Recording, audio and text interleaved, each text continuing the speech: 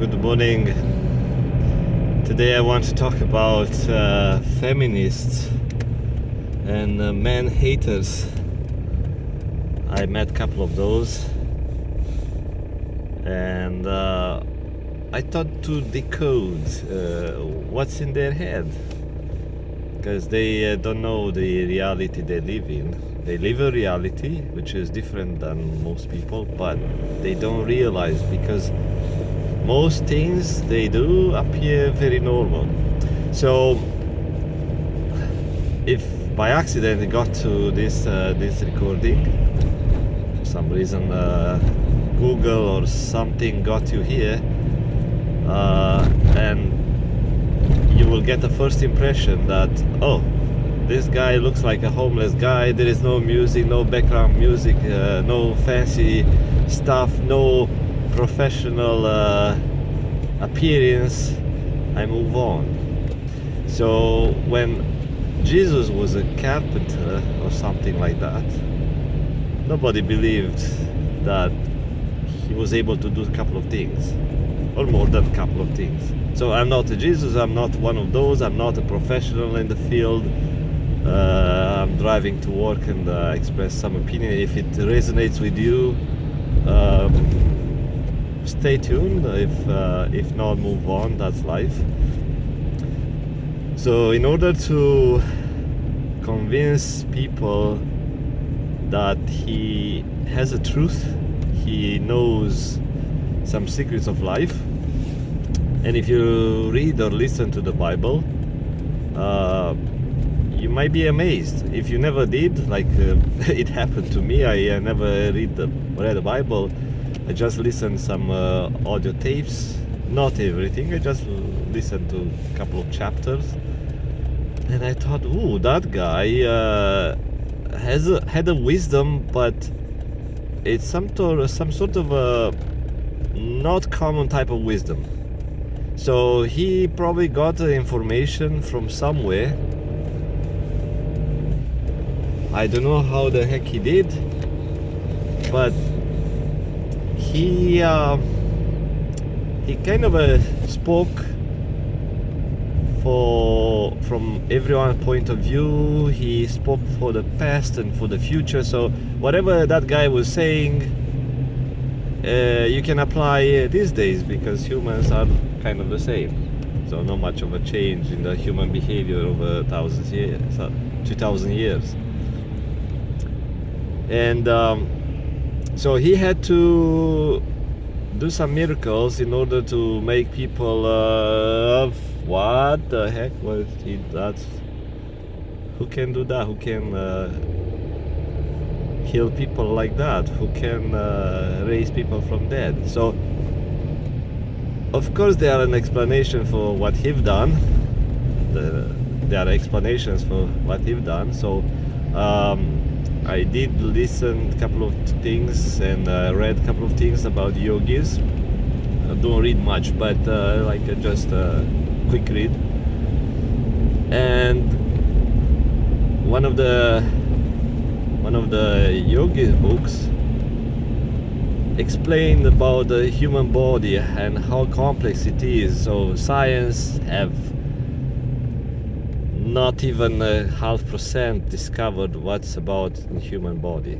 So they know at a physical level, like a cellular level, but is way more to be discovered about human body at the energetic level, because without the energy and these complex systems of energy, like chakras or centers, the physical body would not be able to do anything. So coming back to Jesus, so he did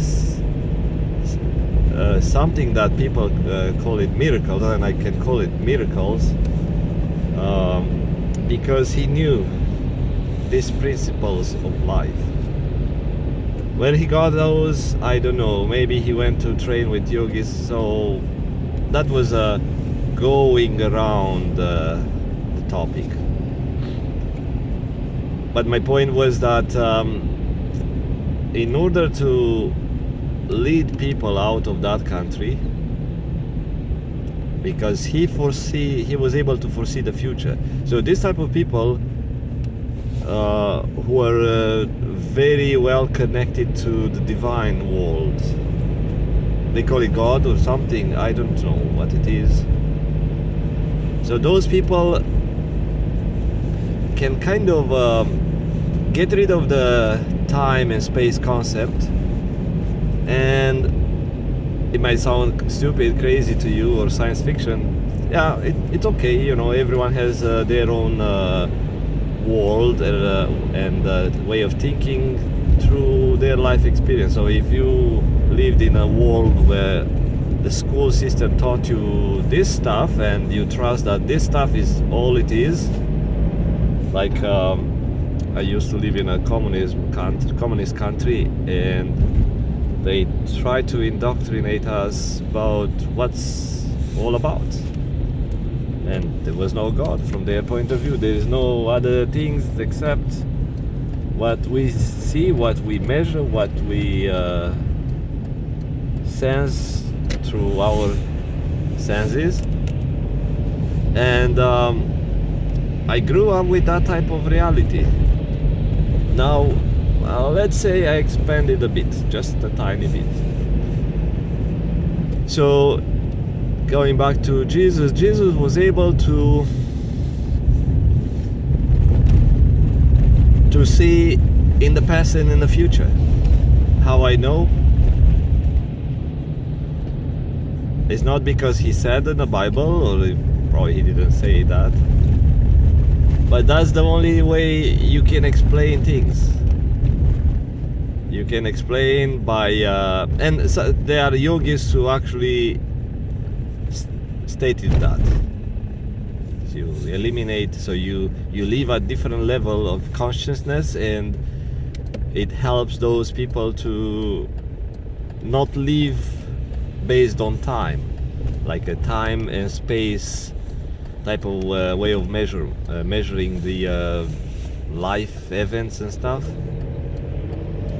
So he was able to see in the future, like other prophets were able to see, and he was able to predict or foresee that those people, later he became their leader, those people were having hard time dealing with local, because they were treated differently, like the immigrants are being treated in some of the countries, and or my First Nations are being treated in their own country, and the only way to get them out was to organize those crowds and take them to different land for safety.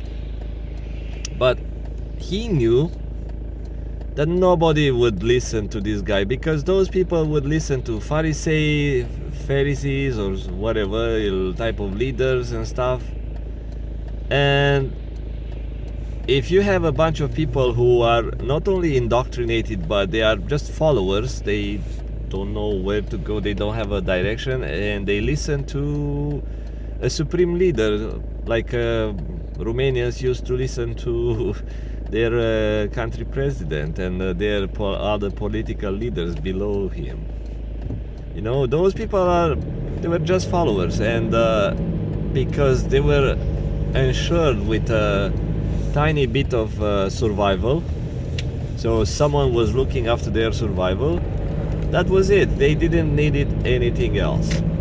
Okay, and there are lots of people like that, so they don't want to put an effort to get out of the survival mode, to grow and do more and do better. And if someone offers them survival, like a beggar on the street, you give the beggar $1 a day, and someone else give $1 a day, so $10 a day, just above the survival or at the survival level, he's happy. He doesn't care about future plans, retirement, anything like that, you know. He has something to eat and a place to sleep, and that's it. So there were lots of people, like thousands and thousands of people living like that. And in that communist country, probably over 1 million people were like that, you know. If I have a little job, and if I have a little roof, because communists ensure me with that, then it's okay. I'm not super happy, but it's okay. So same with Jesus people. Before he took their leadership, or he took a leadership, those people, you know, even were marginalized, were oppressed, were, you know, put down, and they were okay because they have no other choices, and they were so indoctrinated. They thought, you know, that's life I have to lead. This is it. This is what it is. And Jesus knew that, and he knew that he can do better for those people, take them out to freedom or to better life. And if he would go just in front of people, you know what, I'll take you out of Israel or whatever, nobody would listen. Why? Because he was just a carpenter. He was not a scientist. He was not a leader of the political leader or military leader. He was a nobody. So how come a nobody can change a big crowd? You can't really do. So he knew that he had to do some miracles, and maybe he went to train with yogis in order to do that. Maybe he had a vision because he was a kind of a prophet. He was able to see in time. Maybe he was told in a dream. I can't tell you that. Maybe I have to read the Bible if it says on the Bible. This is what Jesus did. He went to get some training so he could have more abilities. So with more abilities, he would be able to do something special, something extraordinary that would make people turn their minds away from the mundane. So he did those miracles, and now people listen to that weirdo guy who's walking like a crazy in a desert and has a bunch of crazy dudes following him and all that. Maybe. So that was Jesus. So in my case, I'm not a Jesus, and I will never practice any miracle. I will never do anything special. And it's up to you if you want to stay tuned or not. So my stories are like that. We'll go around to a deeper meaning, to a deeper explanation of things. I never go by the surface. Even in my work, I don't go by to the surface. I don't treat things on the surface. And yeah, I'm looking at the cars in the ditches. Still, I don't know. The road is clean, but people still get stuck. And about this woman, the feminists. So if you go to ask one of those, you know, why you hate men? So if you are a guy, she will not talk to you, because she already has an emotion when that's related to guys. So when you approach, as a guy, approach one of those, she will shut down the communication. So the communication part, the desire of human being to express feelings, emotions, and share thoughts and attitude and whatever, and objects, that's shut down. It's like I don't want to talk to you. Even they may not say it, it's because they want to be polite or whatever, but they shut down, most likely.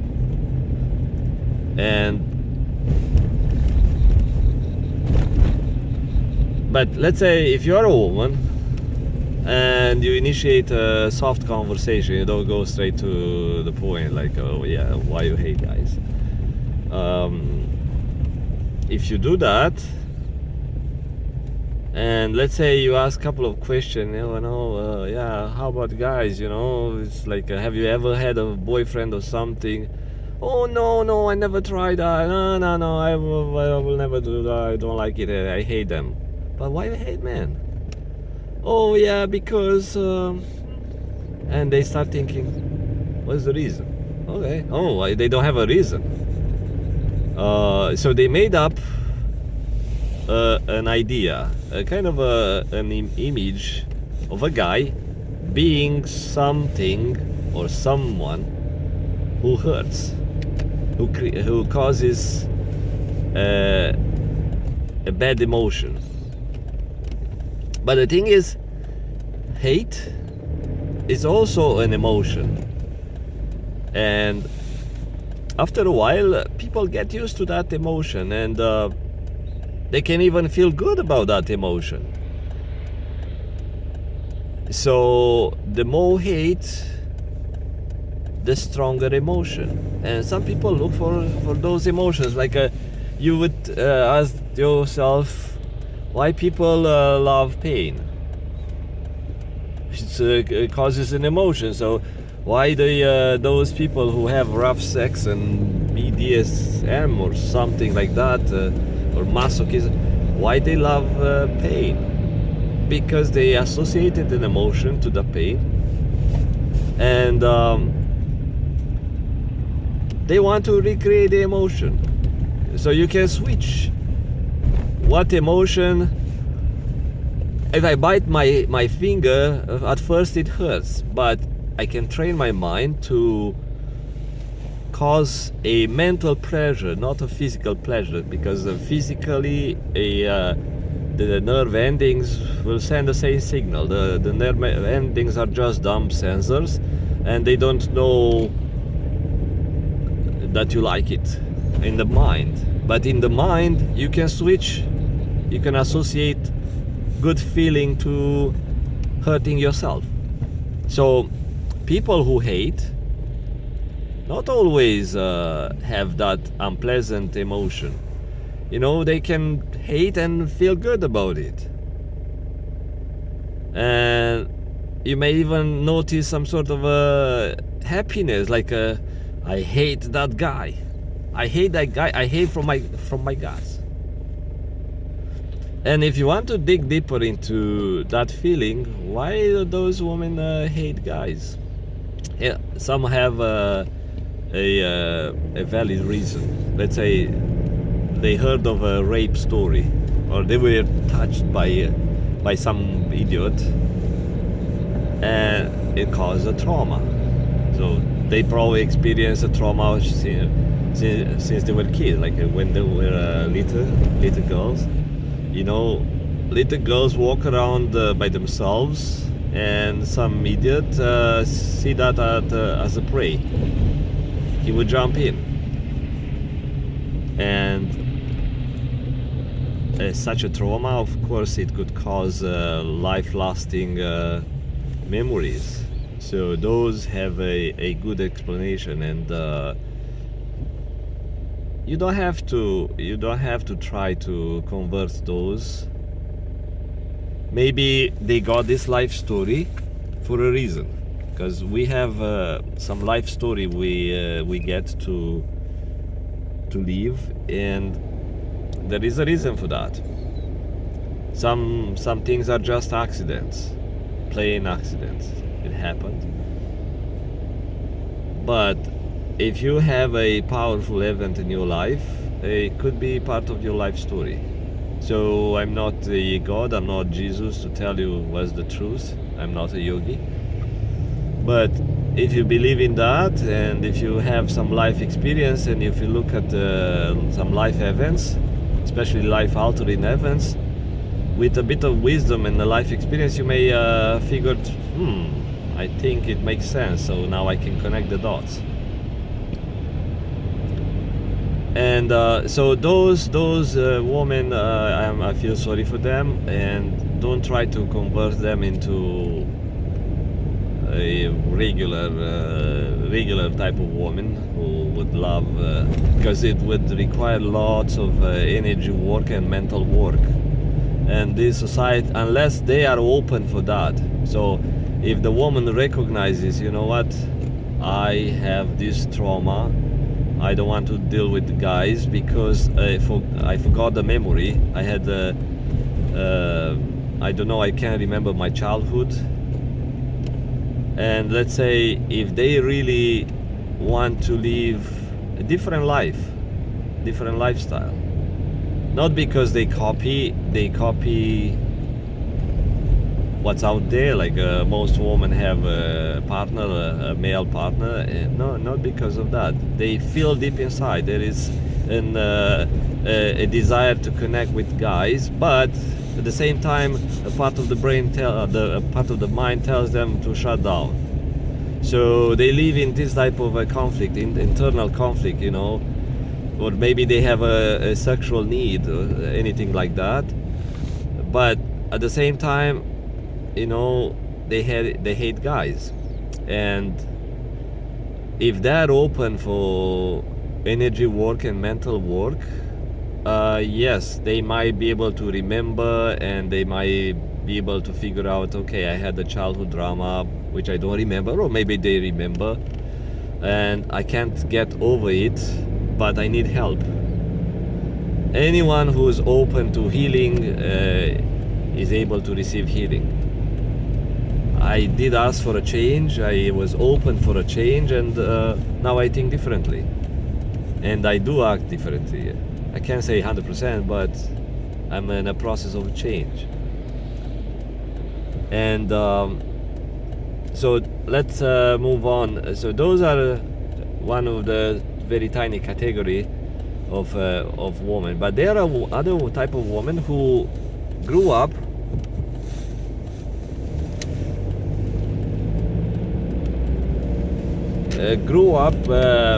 with a man-hater mom. So a mom who had a bad experience with her guy, and now because she wants to make sure the guy's race, the guy's the man as a population of men, she wants those guys to lose, to suffer, because one guy who hurt her causes such a great emotion, or such a strong emotion. She thinks that all the guys are the same, and every time they go, that type of woman goes to share her crying and story and you know, emotions to other women, because she is looking for a feedback. Otherwise she would not go to talk to those women. So if she goes to talk to some woman who is wise, and she is told that, you know what, yeah, you should move on, you should forget about last life, you know, you made that poor choice, that woman would say, fuck off, you know, I'm not going to talk to that old woman, you know, because she is stupid, and she is going to seek someone else, other type of group, people who would listen, who would confirm. It's called the bias confirmation theory. So there is a theory about how people keep getting stuck into the same emotion, the same knowledge, because when they talk to other people, they seek those people who confirm what's already in their mind, and because they feel good, they say, you know what, oh yeah, I knew I'm smart, I knew I'm right, I knew that's a good point, oh yeah, I knew that's my good point. So they seek those people who confirm that type of thinking, and they get a good feeling, a good emotion. They think, oh yeah, you know what, I knew it. It makes me feel significant when someone confirms that this is my truth. And so those women, since they connect with similar type of attitudes, they just increase the level of emotion and the acknowledgement, you know. It's what they know, what happened to them, because everyone had the same story, you know. That's why they get together. And there are guys who do the same thing. but they are not like such great numbers, because guys are taught to act and think a little bit differently when it's about being hurt. So when guys are hurt, they don't really share, because that's the way you are supposed to be tough. You got busted by some chick. Hey guy, move on. Don't be stupid. It's like you are tougher than that. So the guys, they hold it. They hold that emotion and pain and suffering inside. While women, they want to share. I love to share. I give it to you.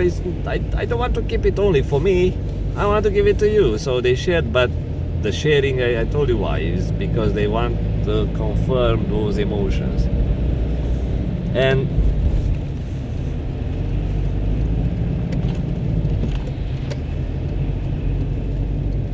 that's one of the reasons they can't get out of that type of thinking, unless they want to. And when they want to, the divine, the supreme divine, or whoever, the aliens, whoever control their mind, kind of remote control their some buttons in the mind, would do something about that. You want to change? I'll help you with the change. And they receive change. They receive friends in their lives, ideas, thoughts, or a book. Someone who may pass a book without intent, or they would watch a movie. Whatever, information is coming down through the channels to their mind, and slowly they will receive a change if they are open to it.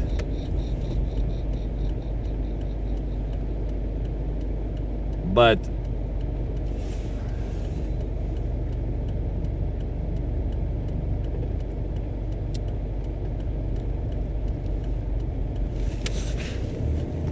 to make room for people, for pedestrians.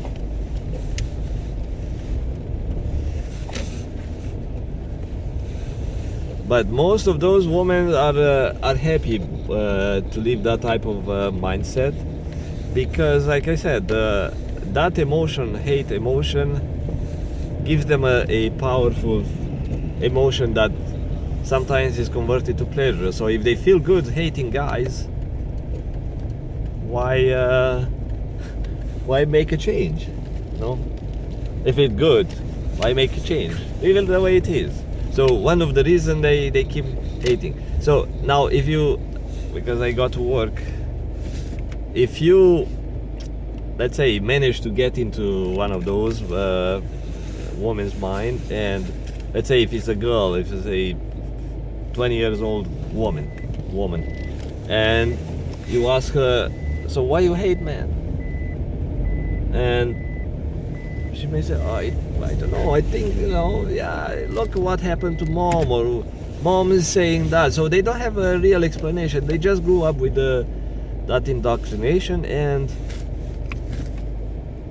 they have no clue what's going on. But since the person who indoctrinated them gave them a means of survival and a good life, a decent life, especially those moms who know how to buy love, because they need that love. If they lost the love of the partner, the male partner, they need the love of the kids. And you can buy love, buy toys, buy laptops, buy this and buy that, ask the kid what they want. So slowly you build such a strong trust between the mom and the daughter.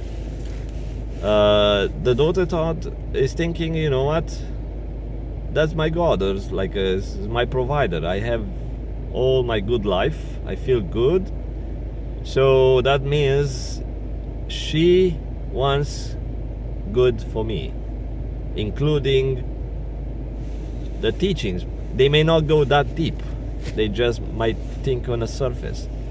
But turning off the noise, yes. But those good feelings when they receive food, they receive that and love, they are associated with everything that comes from that mom, from that mom, it's a good thing, including information. So that's the way you indoctrinate a dog. You know, you feed the dog whatever the dog wants. You give shelter to the dog, and the dog would listen to your commands. So those daughters would be like just puppies, like being handled by the strings. So the mom feels good because she got another ally. She got another ally on her side. But those girls have no idea. You know what I hate, man, and it's a mental trauma. They don't know what reality they live in, but because the supreme leader who feed them and keep them in a good life said so, it is what they say. It's like if the communist leader said something, it must be true. Or if the scientists said something, if the scientists came up with a theory, it must be true, because, you know, I trust science. The science provides me with a good life. Whatever they say, it must be true. The religious people, the same thing. If the priest is saying something, it must be true because he read it from the Bible. You know, so that's the way you indoctrinate people who think on the surface. And the last thing, I have to get back in the office. The last thing, be aware of those who live a habitual life. Let's say if you see someone keep doing the same thing every morning, wake up, doing the coffee, doing this and that, but like a robot, like a program, most likely those people will not come out of the program. So if you, let's say if you in your life you have someone who it's a guy, no, it's a woman hater, like it's some dude who had a wife cheated on him or something, and you think, you know what, that's not normal, you know, he should move on, and you want to retrain his brain, or you want to help out, you know, look at that guy. If he is a habitual person, if he does everything like by a program, and then I can tell you it's very difficult to get those from automatic programs, because they already made automatic programs in their mind to hate women. The program also is saying, you know, all women are the same, all the women are whores or bitches or stuff. So they live in an automatic program because it saves their brain power, brain resources. And it's very difficult to dismantle that program. So let you go. Those are my thoughts for the day. Half an hour in the video. My mind is full of stuff. So I'll let you go. See you later. Bye-bye.